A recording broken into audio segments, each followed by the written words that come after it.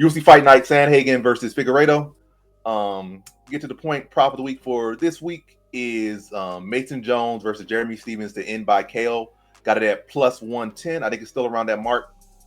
I think it's a good prop, and I think it's a good hedge in a way, like potential hedge, because Stevens at 38, 39, however old he is, pushing 40, most losses in UFC history, and been away boxing for, bare knuckle boxing for like the past 5 years. Yeah, he not winning no decision. He not winning no submission. He never was going to win no submission at any point in his career. Decision possibly maybe some years ago, maybe 10 years ago, maybe a decision here. But yeah, in the position he is in, he's only going to win by knockout. So that covers every Jeremy Stevens angle of winning. Then Mason Jones on the side, he's 29, 30. He was already a real solid fighter. He just got some tough matchups when he was in the UFC, and it just didn't go his way. And I think most of them were like decision loss, not like he got knocked out or sub. He was in there competitive. He just came up short against some guys that are doing good, like Ladovie Klein and the other guy. Both of the guys doing very well. So Mason Jones is a very good prospect, very good contender, whatever you want to call him. And yeah, he's just entering his prime. He's more well-rounded than Jeremy Stevens. I think he can strike with Jeremy Stevens. I think he can put Jeremy Stevens. I can see him knocking Jeremy Stevens out on the feet or take him to the ground and pound him. He could definitely sub him, but I think most likely this fight going to end by a KO either way. But either way is mostly going to lean to Jones, whether he gets a KO or sub. I don't think this fight goes to distance. So it definitely is a good value because, again, Jones is going to finish this fight. And Stevens, if he does pull the upset, it's going to be by knock. So it covers every Jeremy Stevens angle. I definitely think Jones finishes this fight. And I think there's higher chance it's going to be by KO, whether he catches on feet, puts Stevens out, or takes Stevens to the ground and pound him. And also, you could try to say, Stevens been doing this in bare knuckle boxing.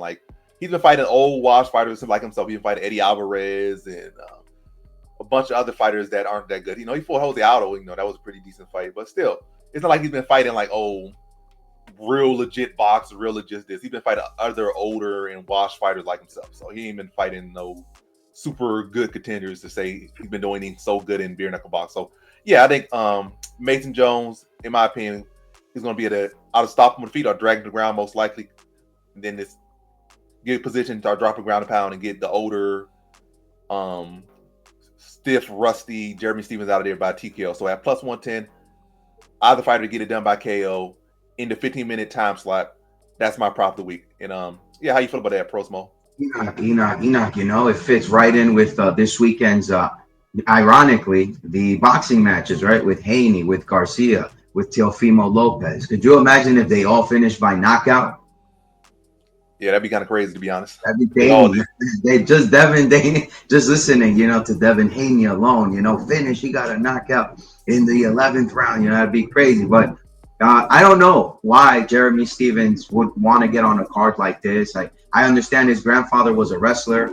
I understand he had high school wrestling, and his grandfather had a lot to do with him getting into MMA as it is. I did see him fight Eddie Alvarez in Philly. I was there.